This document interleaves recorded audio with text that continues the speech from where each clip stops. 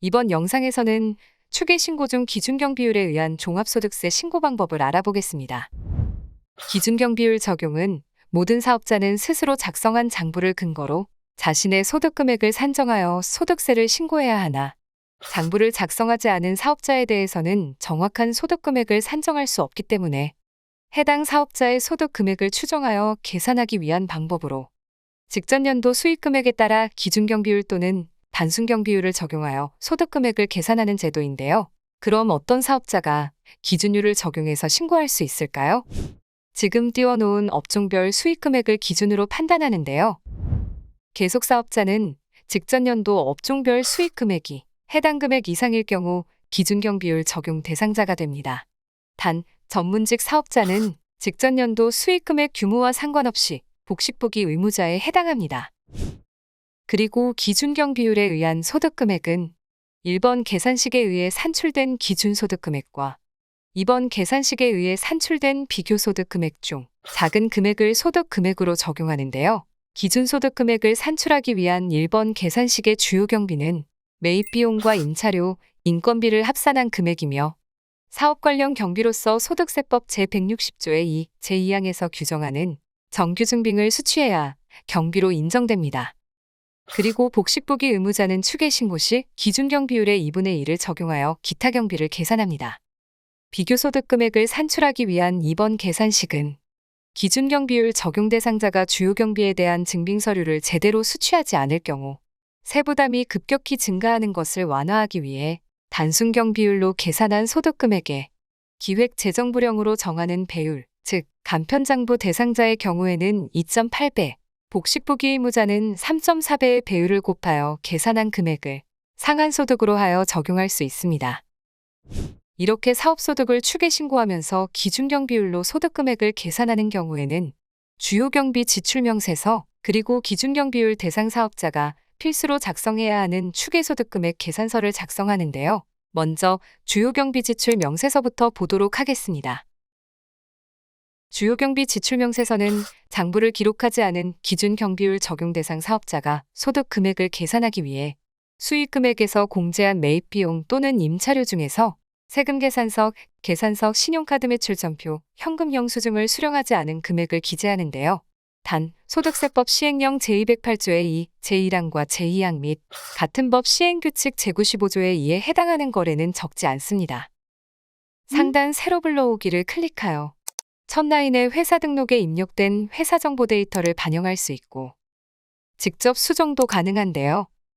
사업장이 여러 개인 경우에는 두 번째 라인부터 직접 입력합니다. 원장 불러오기 버튼을 클릭하면 일반 전표 입력 메뉴에 입력된 데이터를 불러올 수 있고 하단 주요경비 지출명세 거래 내용에 입력된 자료가 있다면 모두 삭제되고 새로 불러오게 되니 주의해 주시기 바랍니다.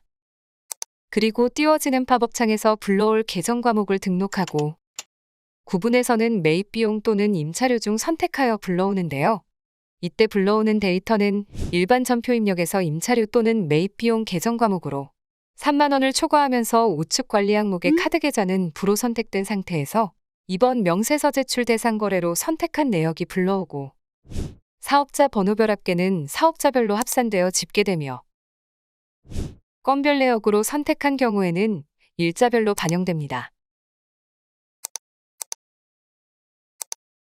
참고로 이 서식은 정규증빙을 수령하지 않은 경우 작성한다고 앞에서 설명을 했었는데요. 그러므로 매입매출 전표 입력에 입력한 세금 계산서, 계산서, 신용카드, 현금 영수증 등은 불러오지 않으며 수령한 정규증빙 서류는 추계소득 금액 계산서 기준경비율 메뉴에 단기주요경비명세서에 정규증빙 서류 수취금액란에 입력하면 됩니다. 이렇게 작성을 완료했다면 저장을 합니다.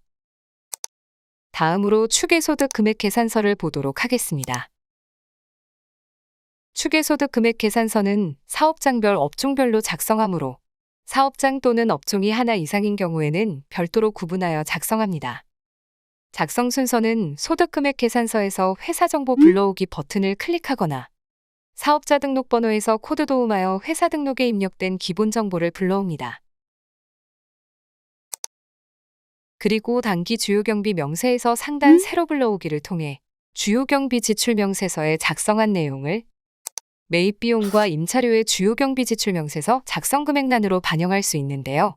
그 외 항목은 불러오기 되지 않기 때문에 직접 금액을 확인하여 입력해야 합니다.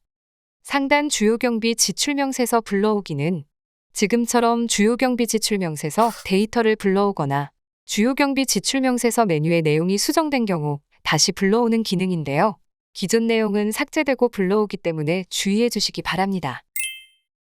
각 단기 주요경비의 합계에 해당하는 34번 금액은 소득금액 계산서의 11번 단기에 지출한 주요경비로 반영되어 업종코드 기준으로 소득금액이 자동 계산됩니다.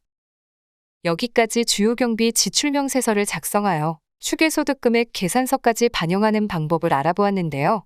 다음으로는 국세청에서 제공하는 기준경비율 신고서 작성 사례를 보며 같이 알아보도록 하겠습니다. 촬영일 현재 2022년 귀속 작성 사례는 제공되지 않아 2021년 귀속 자료를 참고하여 설명드리니 양해해 주시기 바랍니다. 해당 사례는 복식부기 의무자인 한식당 사업자가 기준경비율로 신고서를 작성하는 경우입니다. 가족사항에 대해서는 입력하지 않고 주요경비 내용부터 보겠습니다. 매입비용 중에는 정규증빙 이외의 수취분이 있는데요.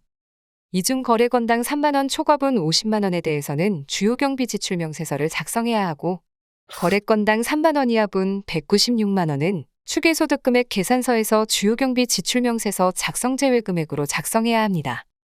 임차료와 인건비는 세금 계산서를 수취하고 원천징 수영수증을 제출하여 정규증빙 서류를 수취한 상태로 확인되네요. 그리고 2022년 귀속분에서는 2021년과 달리 소득세 중간 예납세액 부징수 기준금액이 30만원에서 50만원으로 상향 조정되었으니 작성 사례의 중간 예납세액도 30만원이 아니라 50만원이라고 수정하며 마지막으로 국민연금보험료가 연간 72만원으로 확인됩니다.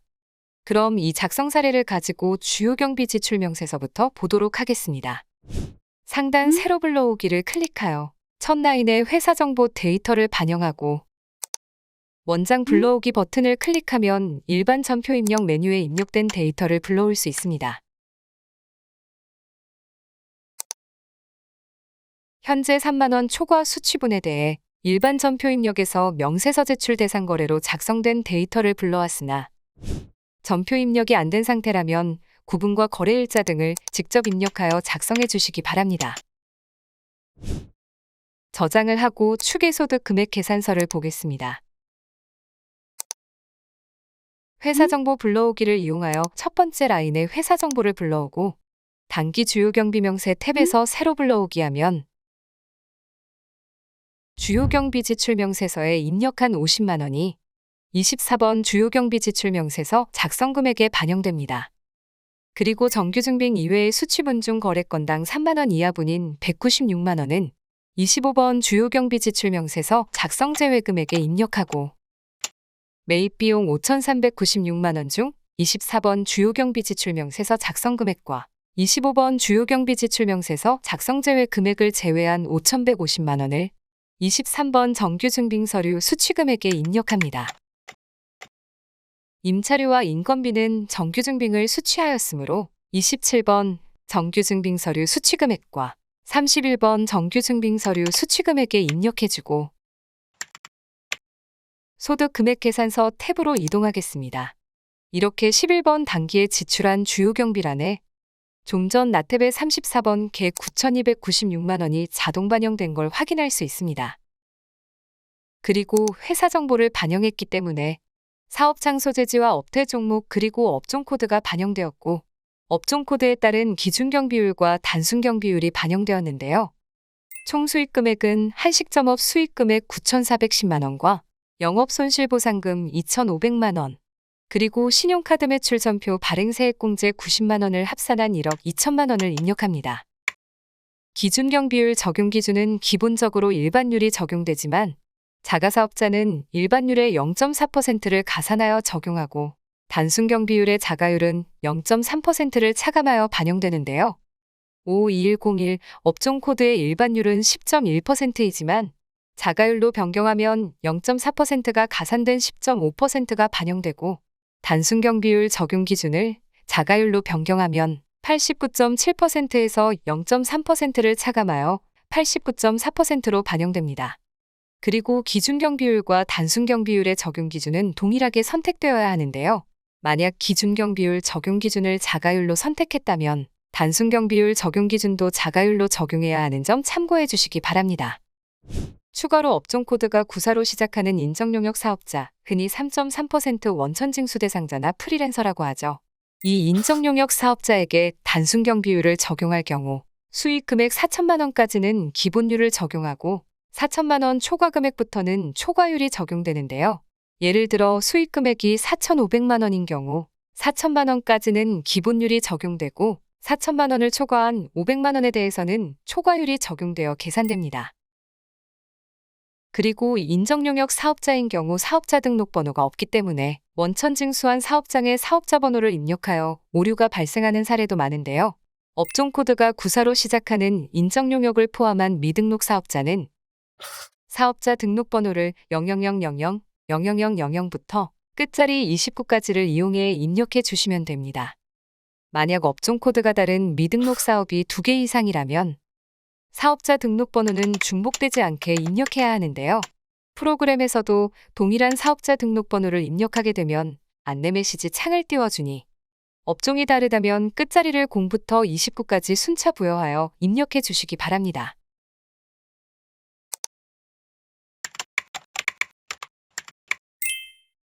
그러나 인정용역 동일 업종이 2개 이상이라면 각각 라인별로 나눠서 입력하지 않고 합산하여 단순소득 금액을 직접 입력해야 하는데요.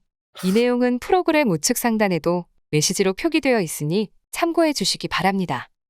그리고 입력했던 인정용역 관련 데이터는 지우도록 할 건데요. 특정 라인을 삭제하고자 할 때는 삭제하고 싶은 라인을 클릭한 상태에서 상단의 휴지통을 누르거나 키보드 F5를 이용해 해당 라인의 데이터를 삭제할 수 있습니다. 그리고 이 사업자는 복식부기 의무자가 기준경비율로 추계 신고를 한 경우였는데요. 복식부기 의무자가 추계로 신고할 경우 기타 경비에 대해 기준경비율의 2분의 1을 적용하여 필요경비를 계산해야 하기 때문에 19-1 기획재정부령으로 정한 배율란에서 복식부기 의무자로 선택해 주셔야 합니다. 그러면 기준경비율이 10.1%에서 2분의 1인 5.05%로 변경된 걸 확인할 수 있습니다. 추가로 복식부기 의무자가 기준경비율로 신고할 경우 조특법 제128조 1항 2항에 따른 세액감면, 세액공제가 배제되기 때문에 중소기업이라면 받을 수 있는 중소기업 특별 세액감면을 받을 수 없고 결손금 공제도 받을 수 없습니다. 이렇게 작업이 완료되었다면 저장 버튼을 눌러 작성한 내용을 저장하고 종합소득세 신고서에 반영해 보도록 하겠습니다. 종합소득세 신고서 소득금액 탭의 상단에서 신고 유형과 기장 의무를 선택하고 하단에서 소득 구분 코드와 신고 유형 그리고 기장 의무도 선택합니다. 그 다음 데이터를 불러오는 회사명에서 코드 도움하여 회사를 선택하면 추계소득 금액 계산서의 총수익 금액부터 소득 금액까지 반영됩니다. 다음으로 소득공제 등 탭으로 이동하여 새로 불러오기 버튼을 이용해 소득공제신고서에 작성된 내용을 불러올 수 있는데요. 이번 사례에서는 가족사항에 대해서는 입력하지 않았으므로 소득공제신고서는 불러오지 않고 중간예납액과 국민연금보험료만 입력해 보겠습니다. 그리고 부양가족이 없더라도 본인공제 150만 원은 받을 수 있는데요. 아래 16번 인적공제 대상자 명세의 역삼각형 아이콘을 클릭하여 소득자를 인식 후 확인을 누르면 본인공제에 150만 원이 반영됩니다. 국민연금보험료 72만 원은 국민연금란의 역삼각형을 클릭하여 입력합니다. 다음으로 종합소득세 탭으로 이동하여 중간예납액을 입력하기 전 세액공제 입력에서 표준세액공제를 적용할 수 있는데요. 새로 불러오기를 하면 근로소득이 없는 거주자로서 종합소득이 있는 경우로 표준세액공제 7만 원이 적용됩니다. 세액공제 금액을 확인했다면 하단의 확인을 눌러 적용하고 중간예납금액 50만 원은 기납 후 세액명세의 중간예납란에 입력합니다. 이렇게 입력했다면 저장 버튼을 눌러 저장하고 이제 가산세를 입력해야 하는데요. 현재 사례는 복식부기 의무자가 정규 증빙을 수취하지 않은 경우이므로 증빙불비가산세가 해당되고, 복식부기 의무자가 장부를 기장하지 않고 추계 신고하는 경우 무신고로 간주하여 무기장가산세와 무신고가산세 중 큰 금액을 가산세로 적용합니다. 먼저 새로 불러오기를 클릭하면 안내 메시지처럼 정규 증빙 미수취 금액에 대해 증빙불비가산세로 자동 반영됩니다. 그리고 무신고가산세와 무기장가산세는 해당 가산세의 기준금액란을 클릭하면 금액을 불러올 수 있는 팝업창이 별도로 띄워지는데요. 불러오기 버튼을 이용해 금액을 불러온 다음 반영해 주시면 됩니다.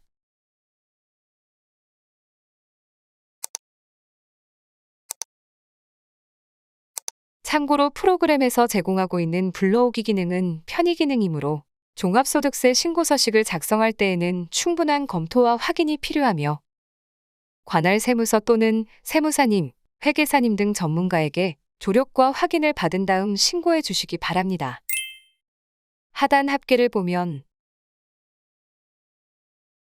무신고가산세와 무기장가산세 중 큰 금액인 무기장가산세가 증빙불비가산세와 합산되어 반영되었습니다.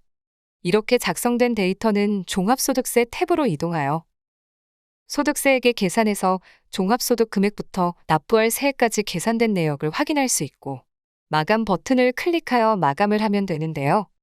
이때 마지막으로 주의하실 점은 10월 1일 폐업한 사업장이었으므로 추계소득 금액 계산서와 종합소득세 신고서의 과세기간이 10월 1일까지 되어 있어야 오류가 발생하지 않겠죠?